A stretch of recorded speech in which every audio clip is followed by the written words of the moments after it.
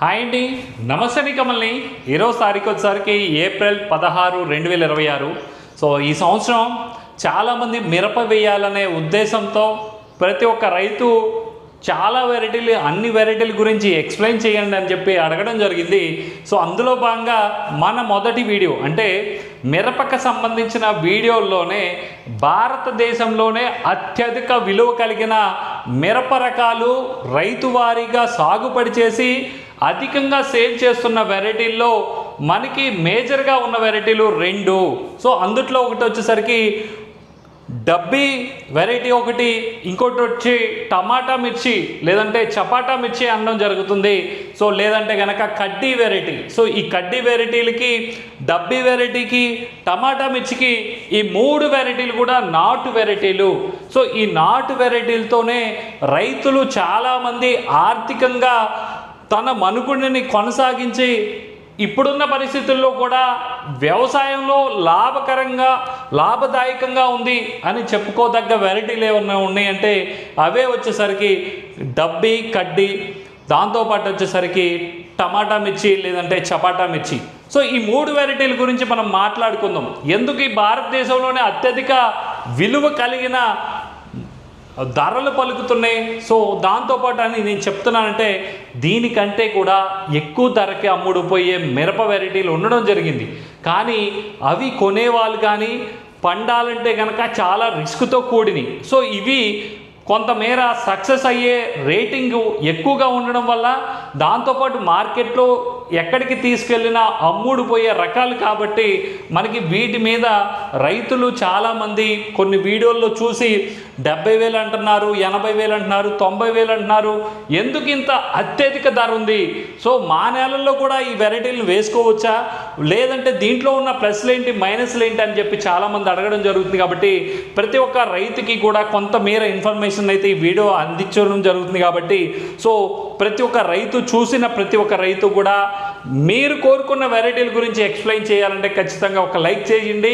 So ఈ రోజు నుంచి మీరు సంబంధించిన ప్రతి వీడియో, మిరపకు సంబంధించింది ప్రతిరోజు కూడా ఒక వీడియో పెట్టడానికి అయితే ప్రయత్నిస్తాను.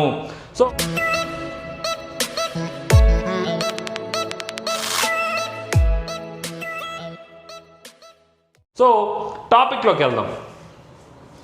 ముందుగా డబ్బీ వెరైటీ. సో మిరపలోనే అత్యధిక సాగుబడి చేస్తున్న వెరైటీల్లో వచ్చేసరికి డబ్బీ వెరైటీ.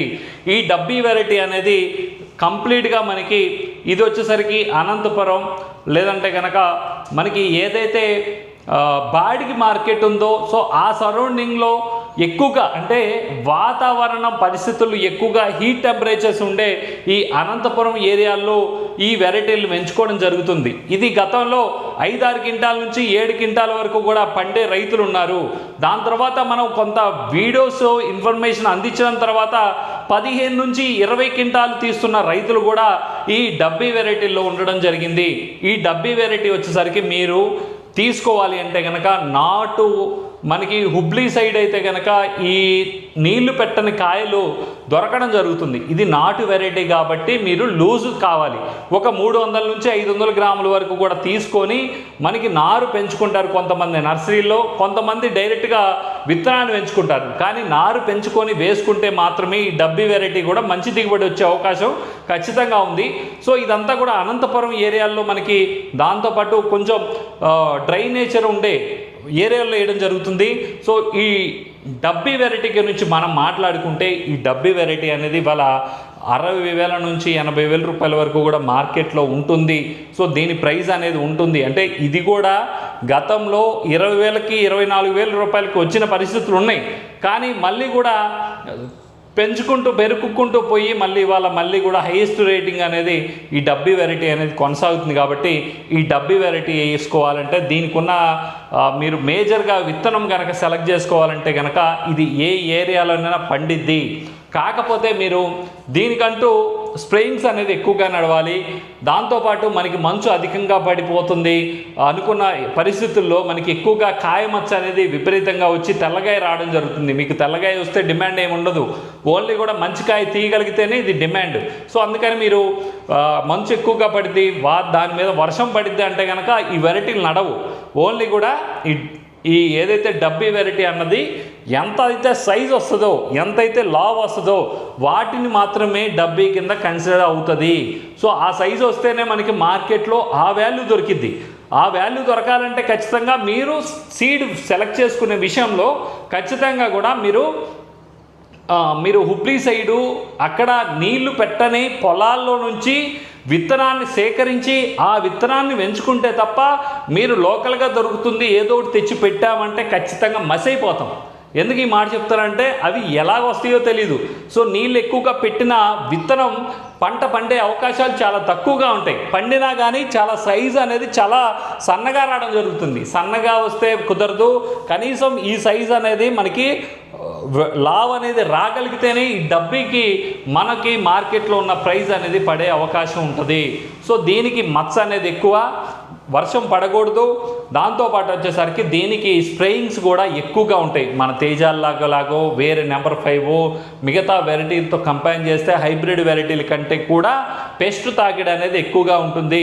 దీన్ని 2 రోజులు మార్చి అధికంగా న్యూట్రన్స్ అన్నీ కవర్ చేసుకుంటూ ఎక్కువ ఇన్వెస్ట్మెంట్, వీళ్ళకి కూలీల మీద తగ్గిన, నీళ్ళ మందుల మీద అధికమైన ధర అనేది వీళ్ళు వెచ్చించడం జరుగుతుంది. అంత డేర్ చేసి కొట్టగలుగుతూ ఉంటారు ఈ డబ్బీ వెరైటీలు ఎవరైతే నాటుకుంటూ ఉంటారో.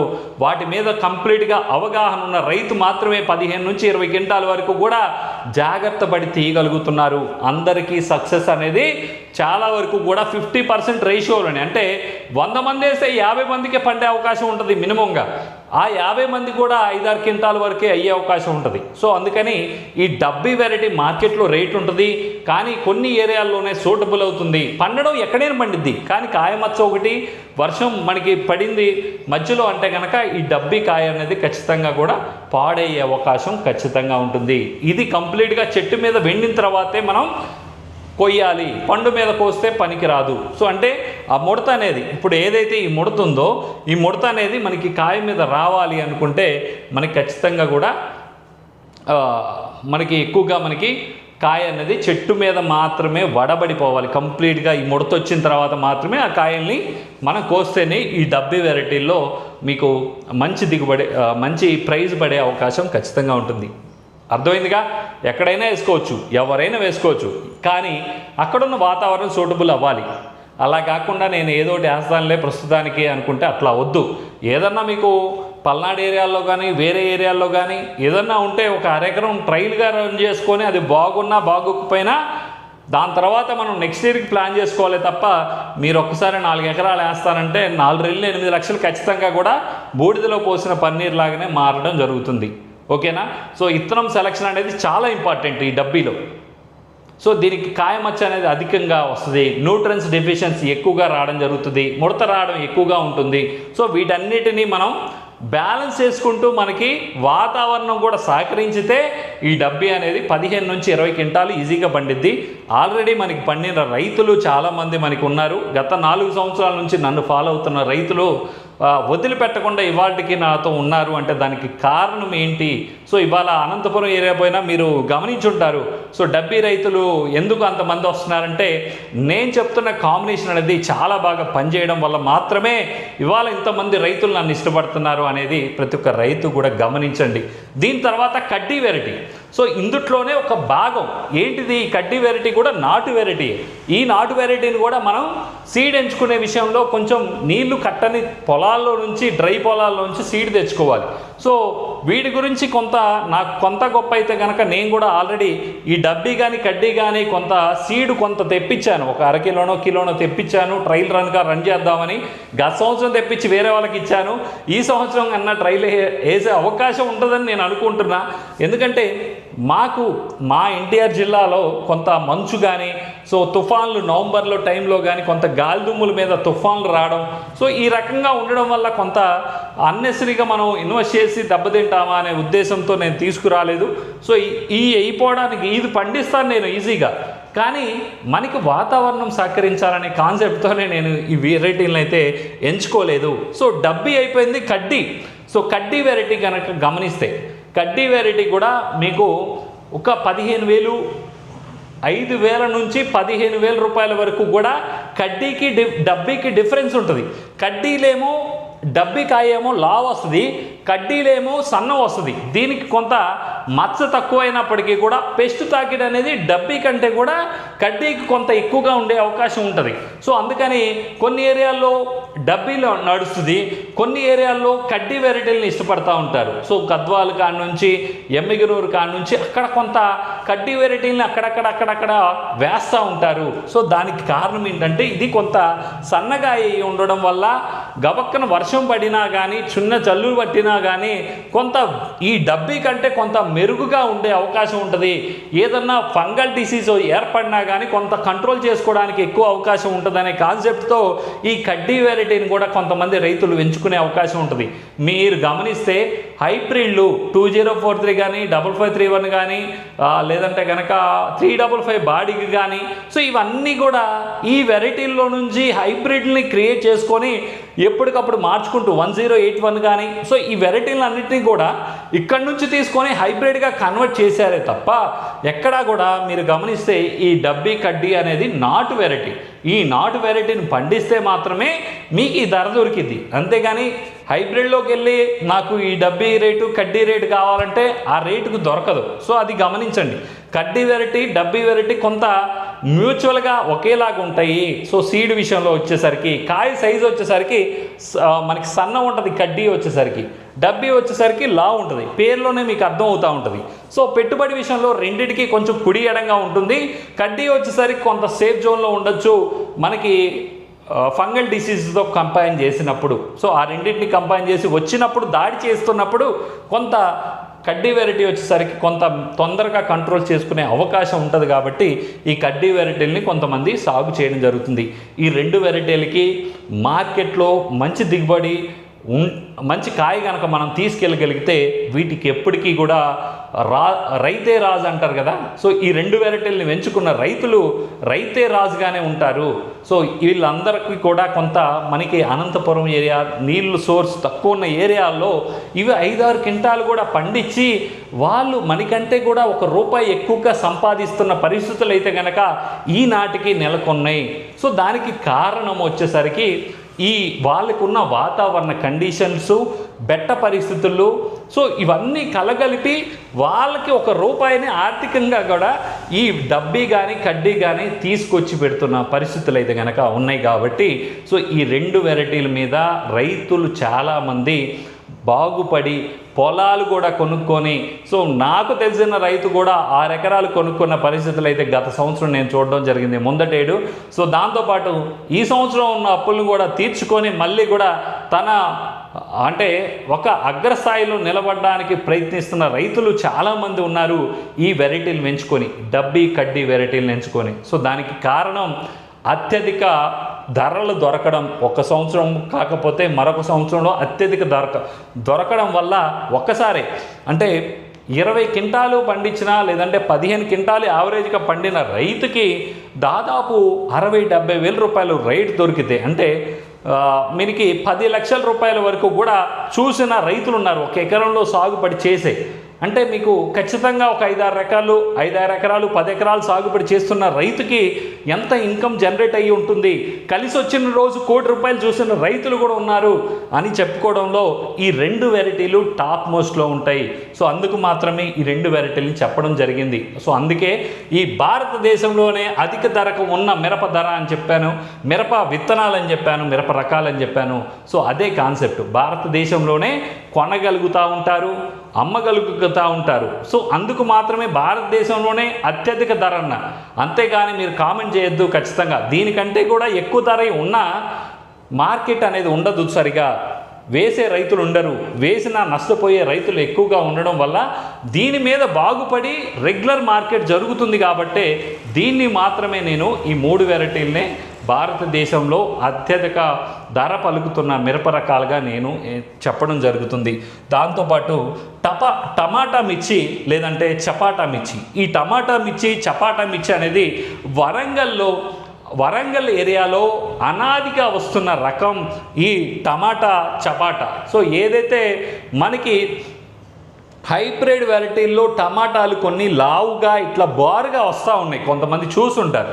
సో ఆ టైపులో మనకి క్యాప్సికమ్ టైప్ ఉండి ఇంత సైజులోనే ఉండి పలక ఆకారంలో వస్తుంది. సో ఈ డబ్బీ కడ్డీ వచ్చేసరికి ముడతలు వస్తే ఇది పలక షేప్లో ఇట్లా నిలబడి ఉంటుంది. సో ఈ సైజులో మనకి ఉండడం వల్ల మనకి ఈ టమాటా రకం లేదంటే చపాటా రకంగా పెంచుకోవడం జరిగింది. సో ఈ టమాటా రకం అనేది అంత ఈజీగా పండే రకం కాదు. ఈ నాటు వెరైటీ కూడా కొంత చాలా సొంతం చేసుకొని వస్తే వచ్చింది పోతే పోయింది కొంత పెట్టుబడి పెట్టి దాని మీద కలిసినేడు కొంత ఆర్థికంగా నిలబడి మళ్ళీ కూడా కొంత నలిగిపోతున్న రైతులు ఇవాళకి కూడా ఈ చపాటా రకాలకి ఉండడం జరిగింది. ఈ టమాటా కానీ ఈ చపాటా రకాలు కూడా మీరు మార్కెట్లో వినుంటారు. వరంగల్ మార్కెట్లో 90,000 పైచిలకు కూడా నమోదైన పరిస్థితులు అయితే కనుక ఉన్నాయి. సో ఈ టమాటా రకం కంప్లీట్గా మీరు హైబ్రిడ్ వెళ్తే మీకు ఆ రేట్ అసలు దొరకదు. కంపల్సరీ మీరు టమాటా రకం వెళ్ళాలి, చపాటా రకం వెళ్ళాలి అనుకుంటే కనుక నాటు వెరైటీలకి మాత్రం వెళ్తేనే ఆ ప్రైస్ దొరికిద్ది. కనీసం ఆ దగ్గరలో కనుచూపు మేర కూడా దొరకదు మిగతా హైబ్రిడ్ వెరైటీలను ఎంచుకుంటే. సో ఎందుకు ఈ మాట చెప్తున్నానంటే ఈ టమాటా రకమైన చపాటా రకమైన కంప్లీట్గా నాటు వెరైటీకి ఉన్న డిమాండ్ మీకు వేరే వాటికి ఉండదు. సో ఈ టమాటా రకం కానీ చపాటా రకం కానీ మీరు ఎంచుకోవాలి అంటే అక్కడ మాత్రమే ఎక్కువగా మనకి వరంగల్ ఏరియాలో రైతులు మాత్రమే ఎంచుకోవడం జరుగుతుంది. కొంతమంది అక్కడక్కడ వేసిన మనకి ఈ సంవత్సరం ధర ఉంది కదా అని చెప్పేసి నెక్స్ట్ సంవత్సరం వేసుకున్నప్పుడు కొంతమంది రైతులు నష్టపోయిన పరిస్థితులు అయితే కనుక ఈ చపాటా రకంలో చూడడం జరిగింది. సో అలాంటి పరిస్థితుల్లో ఈ చపాటా రకాన్ని కొంత తూర్పుగోదావరి పశ్చిమ గోదావరి జిల్లాల్లో కొంత అక్కడక్కడ కొంత ఇళ్లల్లోకి కానీ లేదంటే కనుక అక్కడ లోకల్ మార్కెట్లోకి అవి కారానికి ఉపయోగించడం వల్ల మనకి అక్కడ కొంతమంది రైతులు వేసుకొని అక్కడ లోకల్ మార్కెట్లోనే లోకల్గా సేల్ చేస్తూ ఉంటారు. అదే మనకి వరంగల్కి వచ్చేసరికి కొంతమేర బయట మార్కెట్కి అధికంగా రావడం జరుగుతుంది. సో దీంట్లో కూడా ఇది వాతావరణం ఎక్కువగా సహకరించాలి. మిగతా వాటికంటే కూడా ఇది కాపు సెట్ అవ్వాలంటే ఈ చపాటా రకం అత్యధికంగా వాతావరణం కరెక్ట్ కండిషన్స్లో సరిపోను కూలింగ్ టెంపరేచర్లో ఉండగలిగితేనే ఎక్కువైనా తక్కువైనా పూతలు అనేది కాపుగా మారే అవకాశం చాలా తక్కువగా ఉంటుంది. కాబట్టి ఇక్కడ ఉన్న రైతులు కూడా చాలా వరకు కూడా హైబ్రిడ్ల వైపు చూడటం జరుగుతుంది. సో పండించిన కొంత వాటర్ తక్కువగా ఉండి సోర్స్ తక్కువగా ఉన్న రైతులు కొంత 5 నుంచి 6 నుంచి 10 క్వింటాల లోపు మాత్రమే తీసే రైతులు ఉన్నారు. సో అంతకు మించి వచ్చే పరిస్థితులు అయితే కనుక చాలా తక్కువ. 6-7 క్వింటాల వరకు కూడా 4-5 క్వింటాల నుంచి వేసుకొని కొంత పండించుకొని కొంత మెరుగైన ఫలితాలని కొంతమంది మాత్రమే చాలా తక్కువ మంది మాత్రమే ఈ చపాటా రకం అయితే కనుక పెంచుకోవడం అయితే జరిగింది. కాబట్టి సో ఈ వెరైటీని మిగతా ఏరియాల్లో కంపేర్ చేస్తే చాలా రిస్క్ అనే చెప్పుకోవచ్చు ఈ టమాటా రకం కానీ చపాటా రకం కానీ. సో ఓవరాల్గా ఈ డబ్బీ కానీ కడ్డీ కానీ చపాటా కానీ ఈ మూడిట్లో కొంత ఎంచుకోవాలి అంటే మీరు కొంత కడ్డీ అనేది ఫస్ట్ ప్రయారిటీ, దాని తర్వాత రెండో ప్రయారిటీ డబ్బీ, మూడో ప్రయారిటీ చపాటా.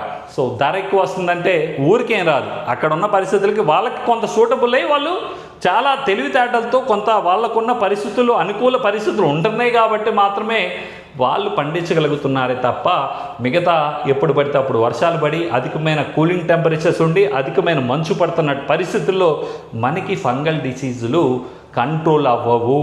అందుకు మాత్రమే ఈ వెరైటీల్ని ఎక్కడ పడితే అక్కడ సాగుబడి చేయట్లేదు. ఎక్కడైతే మనకి బాడిగ మార్కెట్కి దగ్గరలో ఉన్న ఏరియాలు మాత్రమే ఇవి సాగుబడి చేసి మనకి వీళ్ళు అత్యధిక ఆదాయాన్ని తీసుకొని మనకి రైతులు నిలబడడం జరుగుతుంది. వాళ్ళు దాంతోపాటు సొంతంగా వ్యవసాయం తానే గడ్డి కలుపు తీసుకొని తానే మందు కొట్టుకొని మిగతా కాయ కూడా వాళ్ళే కోసుకోవడం వల్ల వీళ్ళకి కాయ కోత కూలీలో కూడా చాలా వరకు కూడా డబ్బులు మిగులుతాయి. మనకి ఆ వార ఖర్చు ఎక్కడ పెడుతున్నారు వీళ్ళు? మందుల్లో, స్ప్రేయింగ్ చేసే మందుల్లో, న్యూట్రియన్స్ ఇవ్వడంలో, ఫెర్టిలైజర్ ఇవ్వడంలో, ఇలాంటి వాటి మీద అత్యధికమైన పెట్టుబడి వీళ్ళు పెట్టడం జరుగుతుంది. మనతో పాటే 1,50,000 నుంచి 2 లక్షల వరకు కూడా ఈ డబ్బీ కడ్డీ వెరైటీల్లో పెడతారు. కానీ మనకి కోత కూలి అనేది వాళ్ళకి కొంత ఖర్చు కలిసి రావడం జరుగుతుంది. మనతో కంపేర్ చేస్తే చాలా తక్కువ అవుతుంది కాబట్టి వాటికి కోత కూలి. సో ఆ డబ్బులు కొంత సేవ్ అయ్యి సో రైతులు అక్కడ కొంత ఆర్థికంగా నిలబడే అవకాశం ఉంటుంది. ఒక 2-3 సంవత్సరాలకు ఒకసారి అత్యధికమైన భారీ ధరలు దొరకడం వల్ల మాత్రమే ఇక్కడ రైతులు ప్రతి సంవత్సరం వేసే రైతులు కొంత ఏదో ఒక సంవత్సరం నిలబడుతున్న పరిస్థితులు అయితే కనుక కనపడడం జరుగుతుంది. సో చాలామంది అడగడం వల్ల మాత్రమే ఫస్ట్ వీడియో చేయాలి, ఈ సంవత్సరంలో ప్రతి వెరైటీల గురించి చెప్పాలి, ప్రతి వెరైటీ గురించి ప్లస్లేంటి మైనస్లేంటి చెప్పాలనే కాన్సెప్ట్తోనే ఈ వీడియో మీ ముందుకు తీసుకొచ్చాను. కాబట్టి ప్రతి ఒక్క రైతు కూడా మీరు లైక్ చేయండి.